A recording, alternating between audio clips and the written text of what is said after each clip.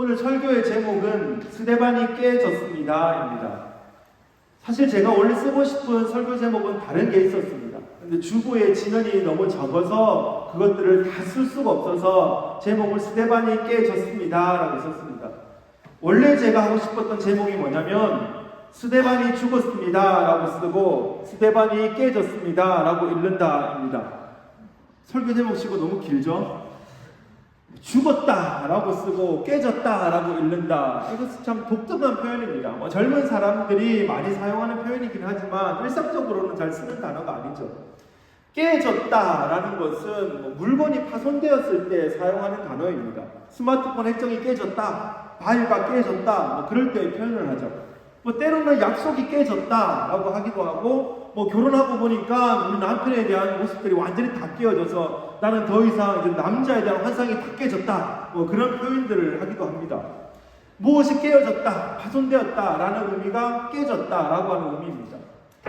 그런가 하면 깨졌다라고 하는 의미는 다른 뜻으로 해석이 되기도 합니다. 특별히 축구나 야구 같은 PC 게임 등에서 많이 사용이 되죠. 우리 팀이 완전히 깨어졌다, 우리 팀 박살났다, 그냥 아예 그냥 그 앞에서 우리는 완전히 졌다, 우리는 이길 수가 없었다, 그런 의미로 깨졌다라는 의미를 사용합니다. 그렇다 보니까 깨졌다라고 하는 의미는 뭔가 진 것 같고 뭔가 끝이 난 것 같은 그런 의미입니다.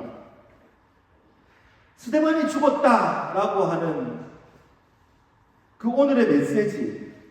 그런데 그것을 스데반이 깨졌습니다라고 표현을 하니까 그래, 스데반이 까불다가 그냥 깨졌구나, 박살이 났구나, 우리 팀 진 것처럼 완전 끝이 났구나, 더 이상 희망이 없구나, 유대인과의 싸움에서 졌네, 그럴 줄 알았어, 스데반 졌네, 그런 의미로 생각하실 수 있는데 사실 제가 말하고 싶은 것은 그런 의미가 아닙니다.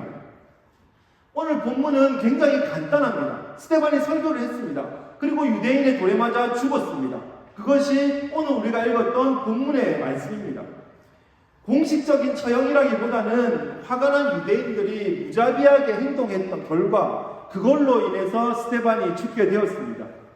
그들이 그렇게 화가 난 이유가 무엇입니까? 그것은 바로 스데반의 설교 속에서 유대인들의 정곡이 찔렸기 때문입니다. 뼈를 때려버린 겁니다. 그들은 율법을 가지고 있다든지 아니면 모세와 아브라함의 후손이라고 하는 것이든지 아니면 성전을 지었다든지 하는 것을 가지고 유대인들은 우월감을 가지고 있었습니다. 자만으로 가득 차 있었습니다. 그런데 스데반의 설교 7장에 나오는 긴 설교에서는 그것이 아니라는 겁니다. 율법은 십자가로 우리를 이끌어가는 그 하나의 도구일 뿐이지 자랑거리가 아니라는 거죠. 너희들이 그렇게 끔찍하게 생각하는 성전을 지어놓고 하나님은 그 성전에만 계실 것이다 라고 그렇게 너희들은 믿고 있지만 그게 아니라는 겁니다. 하나님은 성전에 거하시는 분이 아니라 어디든지 계시는 분, 그분이 바로 우리 하나님이시다. 그것을 계속해서 이제 이야기를 하고 있는 겁니다.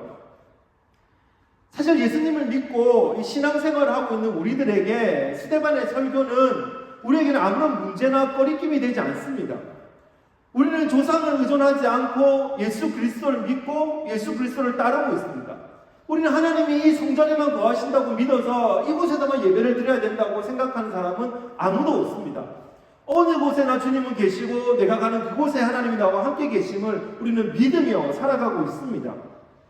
그리고 스데반의 설교 7장에 나오는 긴 설교는 우리가 믿고 따르는 개신교의 교리와 정확히 일치하는 내용입니다. 그래서 우리는 사도행전 7장을 대할 때 우리에게 꺼리낌이 있거나 문제가 되는 사람은 아무도 없습니다. 그러나 유대인들에게는 이 설교가 충격이었습니다. 스데반의 설교는 그들에게 있어서 성전을 모독하는 일이고 신성을 모독하는 일, 하나님을 모독하는 일이었습니다. 감히 네가 뭔데 우리 성전을 모독해? 감히 네가 뭔데 하나님을 모독해? 그래서 참을 수가 없었습니다. 그 소리를 듣고 있을 수가 없었습니다. 귀를 막고 소리를 질렀습니다. 그리고 스데반에게 달려 들어갔죠. 화가 풀리지 않아서 옆에 있던 돌을 들어서 스데반을 쳐 죽였습니다. 복음이란 이런 겁니다. 복음은 사람들이 열광을 하고 더 듣고 싶어하고 더 가까이 하고 싶어하고 환영하는 것이 아닙니다. 우리가 복음을 믿고 우리가 성도로 살아갈 때 가는 곳마다 우리를 환영하고 가는 곳마다 우리에게 복음을 좀 들려달라고 그렇게 애원했으면 참 좋겠지만 네가 그리스도인이니까 나에게 그리스도를 알려줘, 네가 교회를 다니니까 나에게 성경을 알려줘 라고 우리에게 관심을 가져주면 좋겠지만 실상은 그렇지 않습니다. 내가 예수님을 믿는 사람이다, 나는 복음을 가진 자다, 나는 목사다, 나는 집사다 라고 하면 오히려 그들의 관심이 꺼질 뿐입니다. 그것을 듣고 싶어 하지도 않습니다. 그래서 우리는 세상에서 복음을 숨기려 합니다. 복음을 감춰두려고 합니다. 그러나 성도는 이렇게 살아야 합니다. 이 일을 통해서 내 목숨이 끊어지는 한이 있다 할지라도 할 말은 해야 하는 거죠. 전할 것은 전해야 합니다. 스데반이 일어나 담대하게 예수 그리스도를 선포했던 것처럼 유대인들의 틀린 것을 하나하나 지적하면서 복음은 그게 아니야, 복음은 이거야 라고 그렇게 선포했던 것처럼 그리스도인은, 성도는 그렇게 살아야 합니다. 왜 그렇습니까? 제일 처음 사도행전에서 살펴본 것처럼 우리는 예수 그리스도의 증인이기 때문입니다. 복음의 증인이기 때문에, 하나님의 증인이기 때문에 죽는 한이 있어도, 돌을 맞는 한이 있어도 우리는 그렇게 살아야 한다는 겁니다. 그 말씀을 고린도후서 4장 7절에서는 이렇게 말씀하고 있습니다.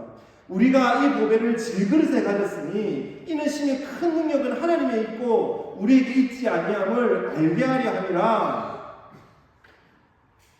우리가 이 보배를 질그릇에 가졌다라고 말씀하고 있죠. 보배라고 하는 것이 무엇입니까? 뜻이 분명합니다. 예수 그리스도를 말씀하고 있습니다. 복음을 말씀하고 있습니다. 가장 귀한 것, 가장 가치 있는 겁니다. 세상의 그 어떤 것과도 비교할 수 없는 가장 가치 있는 것, 가장 영광스러운 것, 그것이 바로 우리가 가진 보배입니다. 그런데 보통 이렇게 가치 있는 것들, 가장 귀한 것들을 어디에 두십니까? 보석 많이 가지고 계신 우리 자매님들, 집에 가면 그냥 아무 때나 던져 놓습니까? 아예 책상 위에 놔두고 바닥에 두십니까? 보석함을 마련해서 두거나 뭐 보석함이 없다라고 하면 가장 좋은 그릇에 담아 놓습니다. 가장 가치 있는 것일수록, 좋은 것일수록 더 좋은 곳에 보관하기 마련입니다. 그런데 오늘 말씀을 보면 하나님은 그 보배를 질그릇에 담아 두셨다라고 말씀하고 있습니다. 질그릇이 뭐죠? 얼마 전에 저희 집에 손님이 오셔서 컵을 하나 깨뜨렸습니다. 깜짝 놀라셨죠? 아니, 목사 집에 찾아오면서 컵을 사다 줘도 부족할 판에 있는 컵을 잡아 깼으니까 그 자리에 부들부들 떨고 계시는 겁니다. 그러나 저는 괜찮았습니다. 목사가 설교할 때 괜찮다고 얘기해야지 그런 표정으로 우리 팀집 아이들 쳐다보고 있는데 진짜 괜찮았습니다. 그래서 저는 정말 괜찮습니다. 제 마음에는 아무런 부담이 없습니다. 걱정 마십시오 라고 하는 그 저의 위로를 최대한 빠르게 그리고 최대한 깔끔하게 전달드려야 되겠다라고 생각을 했습니다. 그리고 이 한마디를 그분에게 던졌습니다. 괜찮습니다. 이케아 겁니다. 특정 브랜드를 저평가하는 것 같아가지고 좀 그렇긴 하지만 다들 공감하지 않습니까? 질그릇이라고 하는 건 이런 브랜드 컵과도 비교할 수 없는 더 가치 없는 그릇입니다. 깨지기 쉬운 그릇, 평범한 그릇, 잠시 쓰다가 깨어져 버리면 그래 깨졌구나 하고 갖다 버릴 수 있는 그런 그릇, 전혀 아깝지 않은 그런 그릇입니다. 쉽게 깨지는 그릇이죠. 깨질 것을 알고 사용하는 그릇입니다. 그런데 성경은 가장 가치 있는 복음을 짊어지고 있는 우리가 그런 존재라는 겁니다. 그런 질그릇이라는 겁니다. 무슨 말입니까? 쉽게 깨져야 마땅한 자들이라는 겁니다. 깨지지 않기 위해서 부들부들 떨고 있는 것이 아니라 깨져야 마땅한 자들, 깨져서 그 속에 담고 있는 그 보배를 드러내야 하는 존재라는 겁니다. 하나님이 우리를 이 땅에 보내주셔서 예수 그리스도를 믿게 하실 때 우리를 보배를 우리에게 담게 하셨는데 우리는 이 땅에 살면서 그래 보배가 가치 있는 거야 그 누구에도 말하지 않아야지, 학교에 가서도 복음을 전하지 않고 집에서도 복음을 전하지 않고 나만 뭉치리고 있으면서 깨지면 안 돼 라고 하는 것이 아니라 우리라고 하는 존재들, 성도라고 하는 존재들은 깨져야 마땅한 존재라는 겁니다. 내가 깨져서 내 삶이 완전히 깨져서 내 속에 있는 보배가 드러나야 한다는 것이죠. 그래서 스데반이 죽어야 했습니다. 그래서 스데반이 깨져야 했습니다. 이 스데반이 깨져서 그가 간절하게 가르쳤던 그 예수 그리스도, 돌을 던지는 한이 있어도 내가 죽는 한이 있어도 그렇게 선명하게 전달하고 싶었던 그 예수 그리스도가 스데반이 깨져야만 드러날 수 있었던 것이죠. 그래서 스데반이 깨진 겁니다. 그래서 스데반이 완전히 그냥 끝이 난 겁니다. 그가 죽고 예수가 살게 된 것이죠. 그의 죽음마저도 그리스도의 선명함을 드러내는데 사용되었던 사람, 그 사람이 바로 스데반이라는 것입니다. 성도는 환난과 고통을 면하기 위해서 교회에 보험을 들어놓는 사람이 아닙니다. 저는 여러분들에게 보험을 팔지 않습니다. 보험을 팔고 싶은 마음도 없습니다. 교회에 등록하시면 인생이 보장되고 편안하고 안락하고 다음 죽어서까지 여러분은 이렇게 이 땅에서 좋게 잘 살다가 가실 수 있습니다. 보험 하나 드십시오. 등록 하나 하십시오. 그렇게 말하지 않습니다. 아니, 제가 알고 있는 복음은, 적어도 제가 믿고 있는 복음은 그렇게 말하지 않기 때문에 저는 그렇게 말할 수가 없습니다. 오히려 복음은 우리에게 무엇을 말씀하고 있습니까? 핍박을 당하고 돌에 맞아서 처절하게 깨지라고 말씀하고 있습니다. 너는 깨질 수밖에 없는 존재야. 너는 질그릇이야. 너는 너무나 연약한 자야. 오늘 깨져도 누가 이상하다고 생각하지 않는, 그렇게 깨져야만 너는 빛이 나는 존재, 깨져야만 보배를 드러낼 수 있는 그런 존재야. 내 남은 마지막 에너지, 내 남은 마지막 호흡까지도 사치로 느끼면서 오직 그리스도를 위해서, 깨지기 위해서, 그리스도를 드러내기 위해서 몸부림쳐야 되는 사람, 그 사람이 바로 우리라는 겁니다. 신앙을 보험처럼 생각하지 마십시오. 교회에서는 보험을 팔지 않습니다. 교회 다닌다 그래서, 멤버십을 가졌다 그래서 인생이 보장되고 편안한 삶이, 안락한 삶이 우리 앞에 놓여있지 않습니다. 오히려 우리 앞에는 더 고난과 고통과 더 슬픔과 아픔이 우리 앞에 놓여져 있습니다. 그것이 복음입니다. 그것이 오늘 성경이 우리에게 말씀하시는 내용입니다.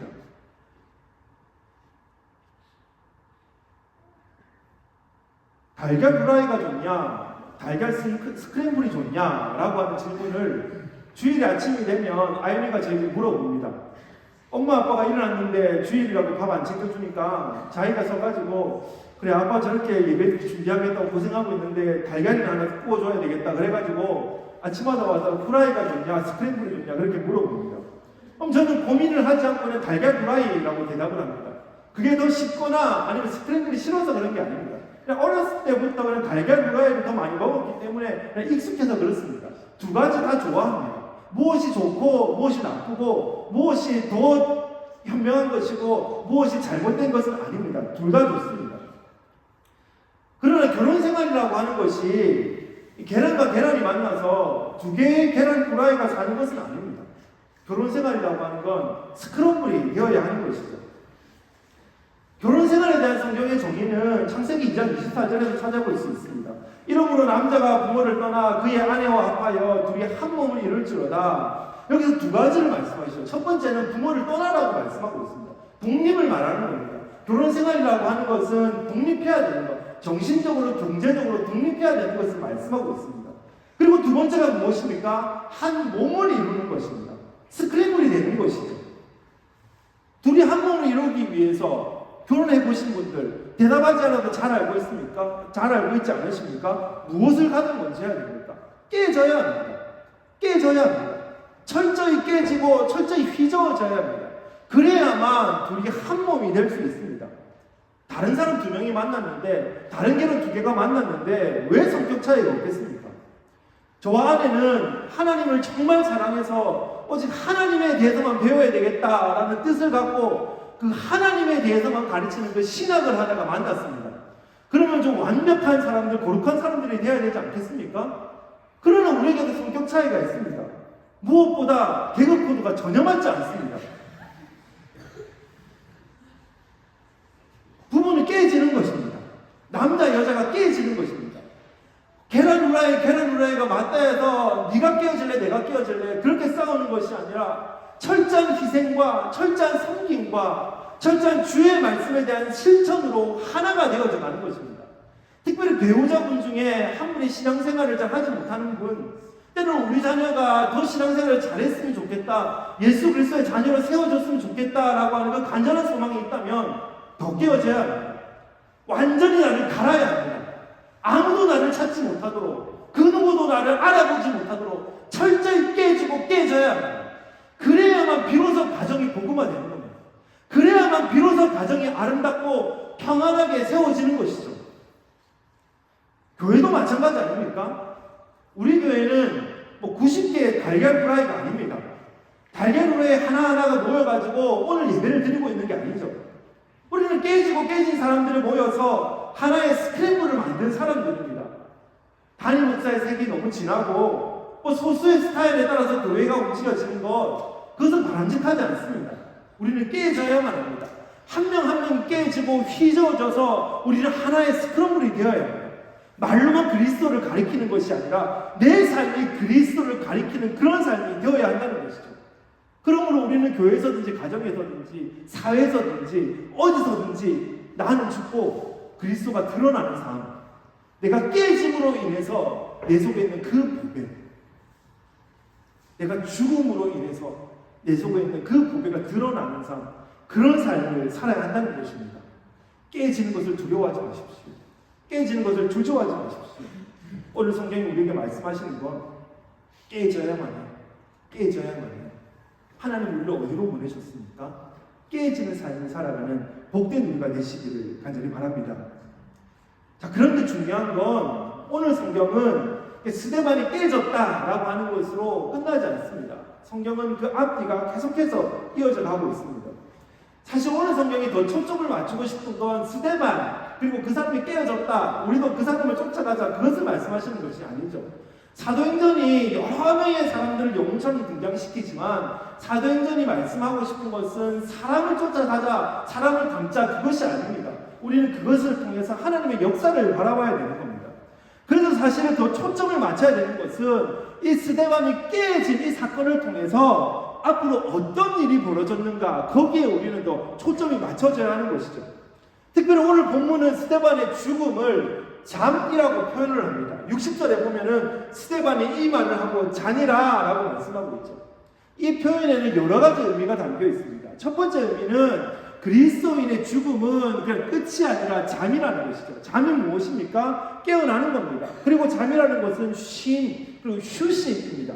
잠을 잔다고 해서 얘 망했어, 쟤 죽었어, 그렇게 말하는 사람은 아무도 없습니다. 일어나서 더 좋은 에너지를 가지고 더 좋은 기분을 가지고 살아날 것이라는 그 기대감을 가지고 잠을 자는 것이죠. 그리스도인들에게 잠이라고 하는 것은 그런 것입니다. 우리는 끝, 망한 것이 아니라 우리는 잠시 쉬어가는 겁니다. 쉼을 얻는 겁니다. 그래서 주님께서 다시 오시면 우리는 다시 일어나 영원한 그 아름다운 하나님의 나라에서 우리는 영원히 살아갈 것입니다. 우리에게 죽음이라고 하는 것은 잠이라는 겁니다. 그런다면 또 한 가지 의미가 있는데 그것이 뭐냐면 망한 게 아니라는 거죠. 보통 죽음이라고 하는 것을 사망이라고 표현을 하는데 사망이라고 하는 것은 죽을 사자에 망할 망자입니다. 그러니까 망했다라고 하는 겁니다. 믿지 않는 자들에게 죽음은 망한 것이죠. 유대인들에게도 그랬습니다. 내가 쟤를 죽여버리면 우리를 향해서 저렇게 막 그 화살을 쏘아대는 그 스데반을 죽여버리면 그 스데반이 끝날 거야, 망할 거야. 스데반과 함께 죄가 외치는 그 복음도 함께 망할 거야, 끝날 거야. 그렇게 지금 유대인은 생각한 겁니다.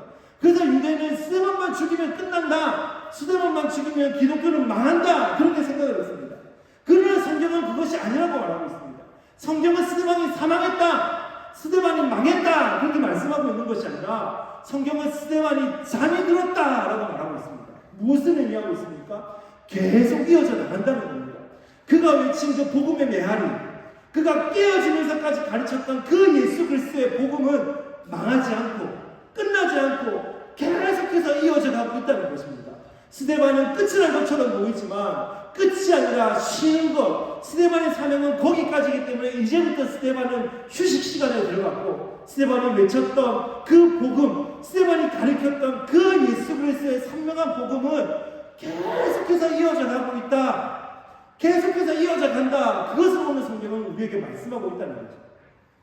그래서 이것을 알리기 위해서 성경은 스데반의 잠을 잔다라고 하는 그 표현 앞뒤에 두 개의 단어를 우리에게 말씀하고 있습니다.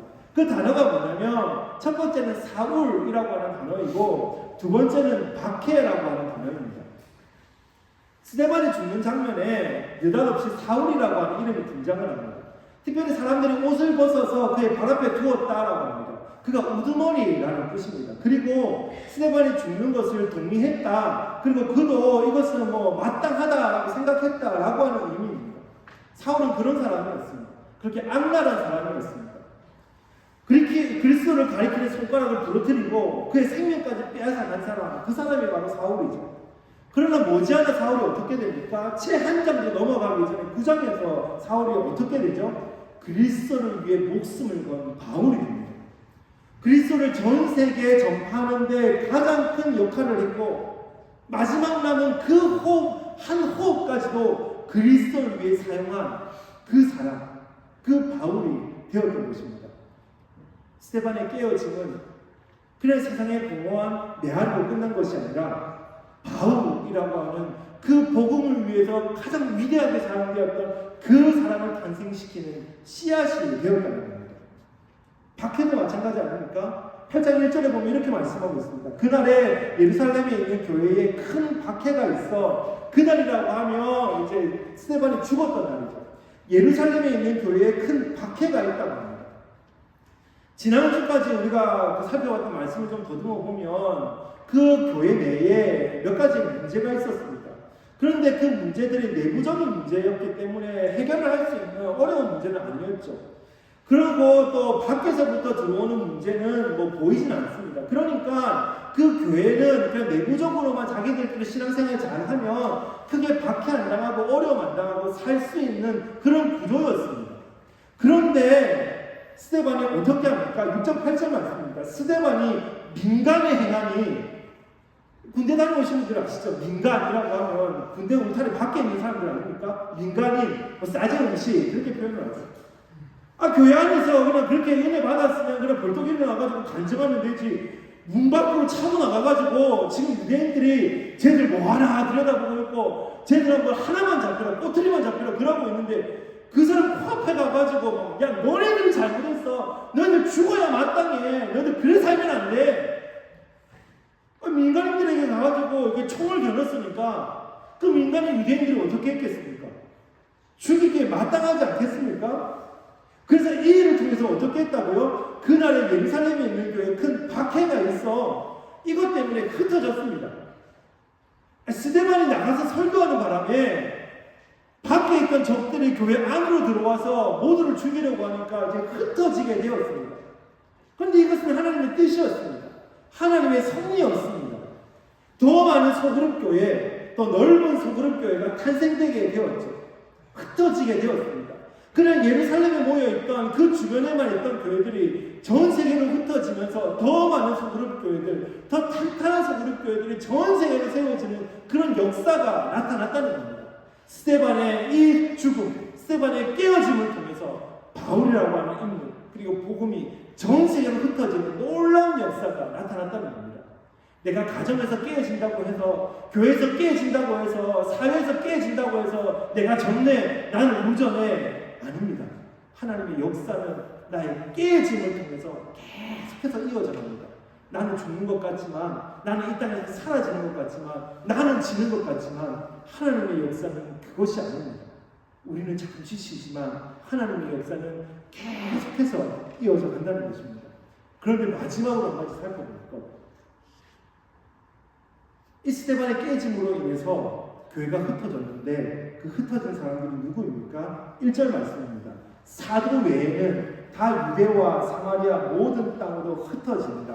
사도 외에는 특정한 직분을 가졌던 그 사도들을 제외하고 모든 성도들이 흩어졌다는 겁니다.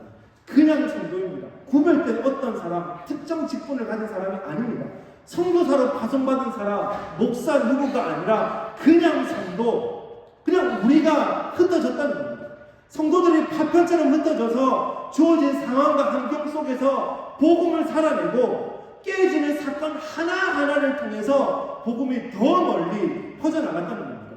흩어진 자들은 세상을 살아가는 우리입니다. 온 세상으로 흩어져 파편처럼 살아가는 우리의 삶을 통해 오늘도 복음은 더 멀리, 더 깊숙이 침투한다는 것이죠.